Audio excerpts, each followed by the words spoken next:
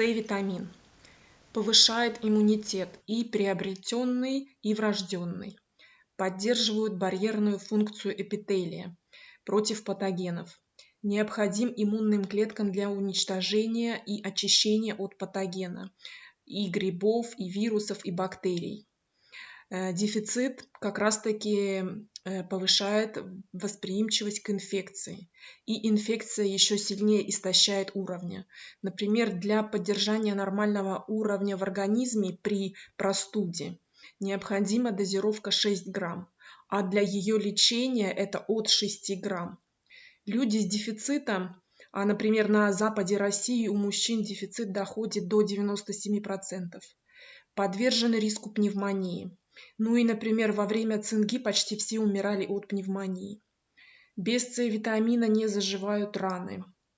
И также для заживления необходимы большие дозы, больше, чем для здорового человека.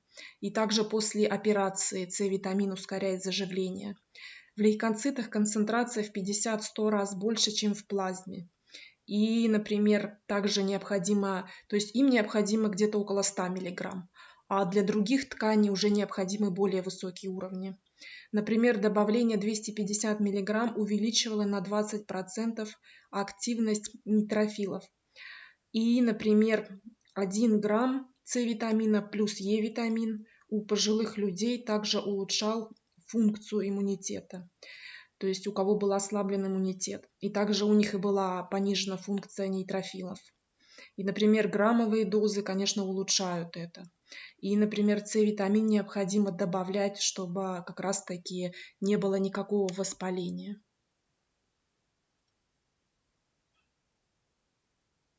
Высокие дозы С-витамина модулируют уровни цитокинов у пациентов с раком.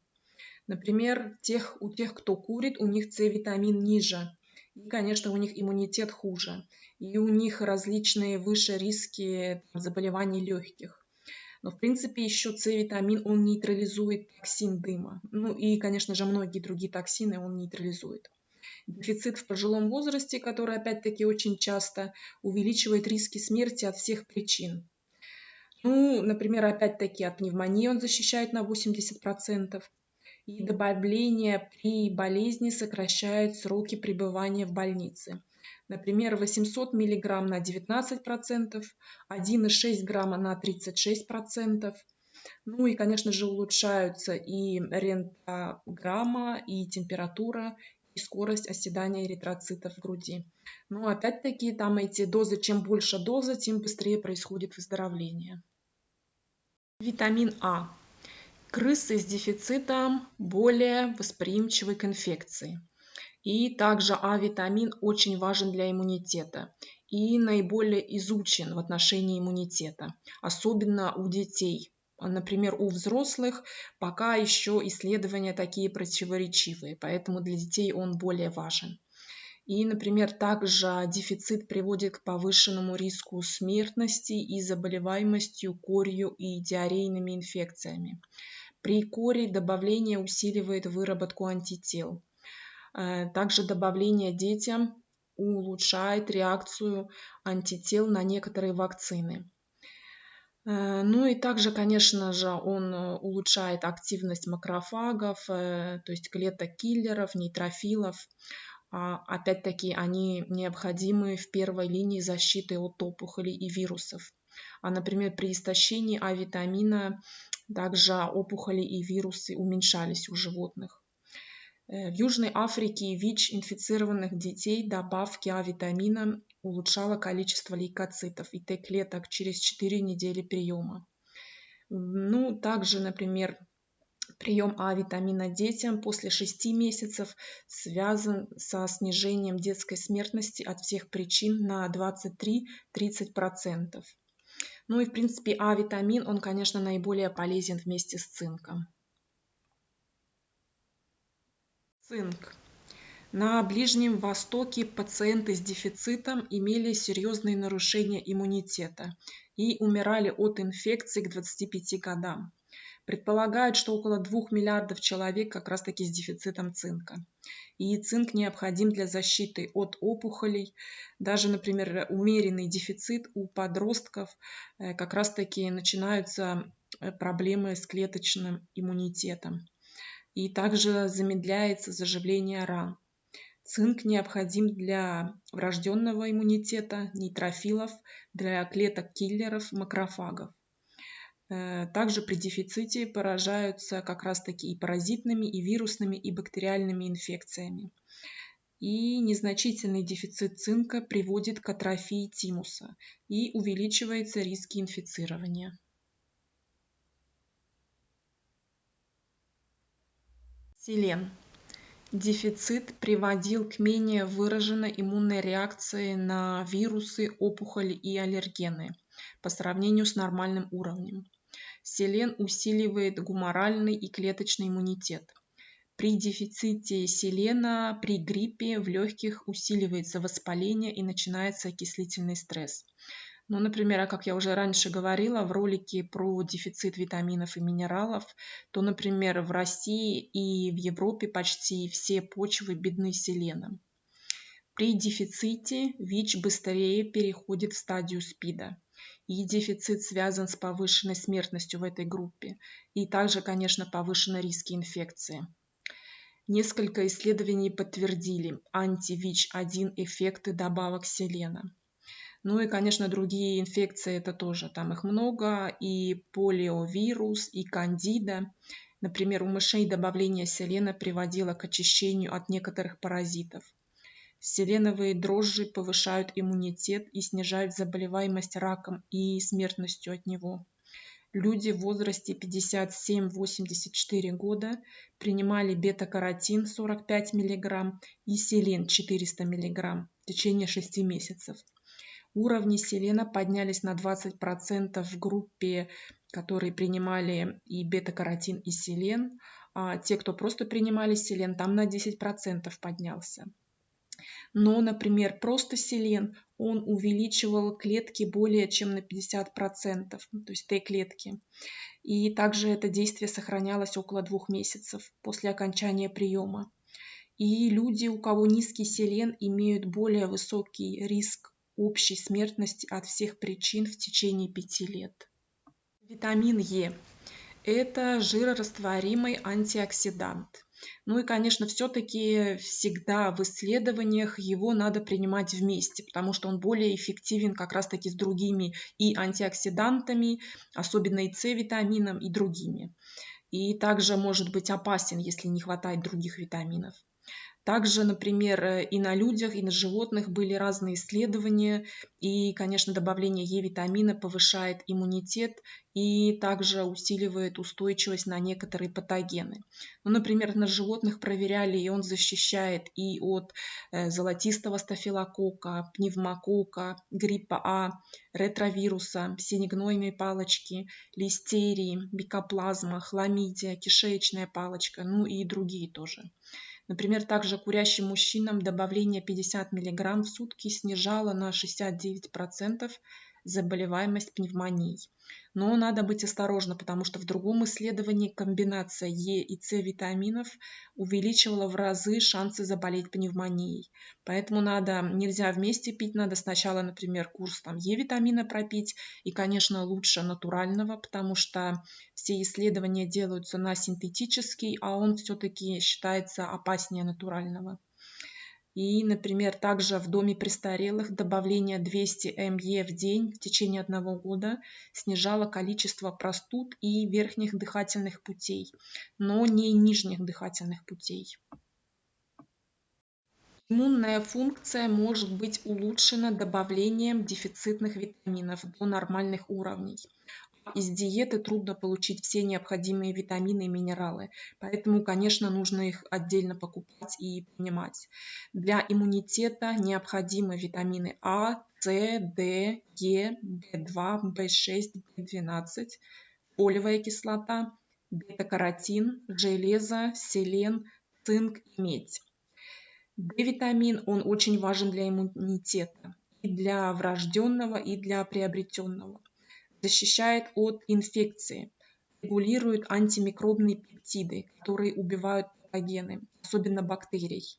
Ну и в принципе его эффект сопоставим с прививкой от гриппа. Витамин В6 подавляет воспаление, необходим для выработки антител и созревания лимфоцитов, поддерживает иммунный статус. Витамин В12 действует как иммуномодулятор клеточного иммунитета. Также способствует выработке лимфоцитов, ну и действует вместе с фолиевой кислотой. Фолиевая кислота поддерживает врожденный иммунитет и необходима для ответа антител на антигены. Железо участвует в процессе уничтожения бактерий нейтрофилами, необходим для лимфоцитов.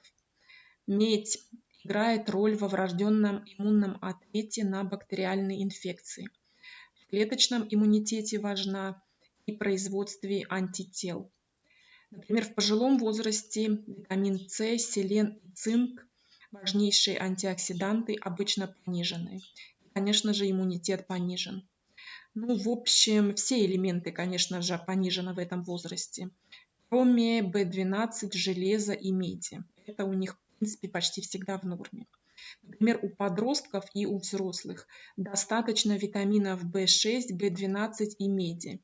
А, например, другие, как С, Е, А, Д, цинк, селен, железо, у них такие как раз-таки часто понижены. Например, у женщин у них чаще понижен фолиевая кислота, железо и селен. Эхиноцея стимулирует и врожденный, и как раз-таки приобретенный иммунитет. И уже было заметно добавление, то есть 1-2 недели вы пропили, и уже улучшался иммунитет. Опять-таки, вот лучше почитайте здесь, например, потому что это сильно зависело от вида эхиноцеи и в каком виде она была. Поэтому прежде перед покупкой посмотрите. Андрографис повышает иммунитет и подавляет вирусы, в том числе и ВИЧ-вирус. Также у ВИЧ-инфицированных повышает иммунитет. У мышей с опухолями он усиливал активность естественных клеток киллеров и подавлял рост опухоли. И также он работает при низких концентрациях.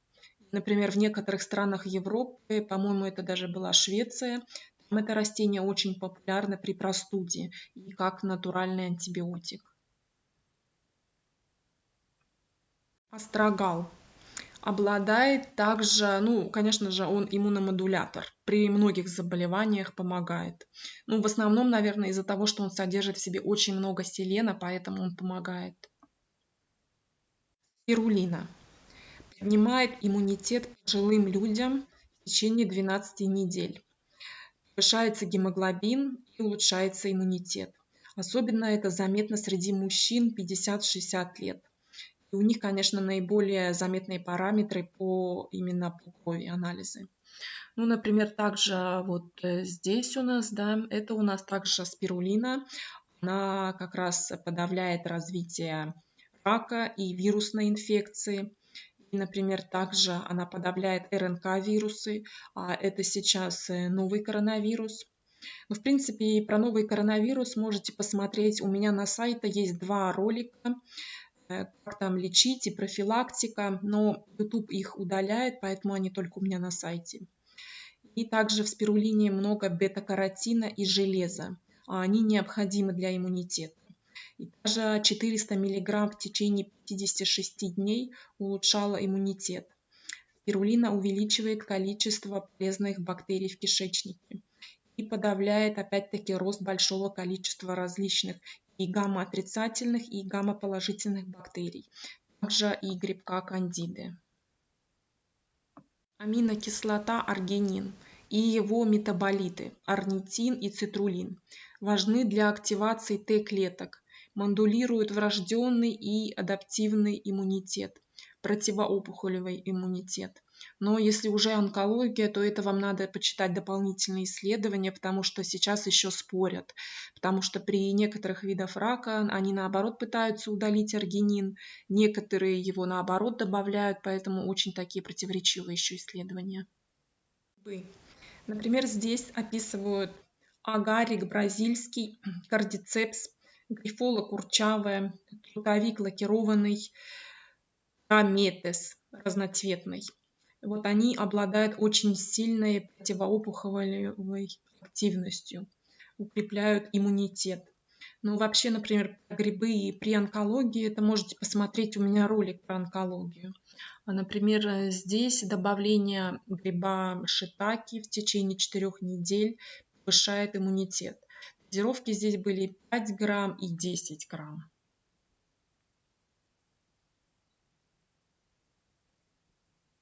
Дрожжей. Эпикор содержит высокие уровни антиоксидантов и сильно активирует естественные клетки киллера в пробирке. Например, у людей добавление 500 мг один раз, через 1 час было быстрое увеличение сывороточного интерферона, клеток киллеров. Через 2 часа увеличивалась антиоксидантная активность. Вот, например, на iHerb довольно-таки большой выбор эпикора. Экстракт чеснока. Например, здесь проверяли 120 человек, здоровые, в возрасте 21-50 лет, принимали 2,56 грамма экстракта чеснока в период гриппа. В течение 45 дней у них уже был иммунитет повышен, то есть он был более активирован, чем, например, в группе плацебо. И через 90 дней у них была снижена тяжесть простуды, ну и различные другие симптомы. И также было снижено время болезни. Жир, омега-3 кислоты. Они, конечно же, тоже повышают иммунитет и подавляют воспаление. Ну и также здесь еще описывается, то есть масло примула вечерний, который содержит опять-таки омега-6, которое тоже повышает иммунитет. Поэтому тоже смотрите масло примула, особенно женщинам.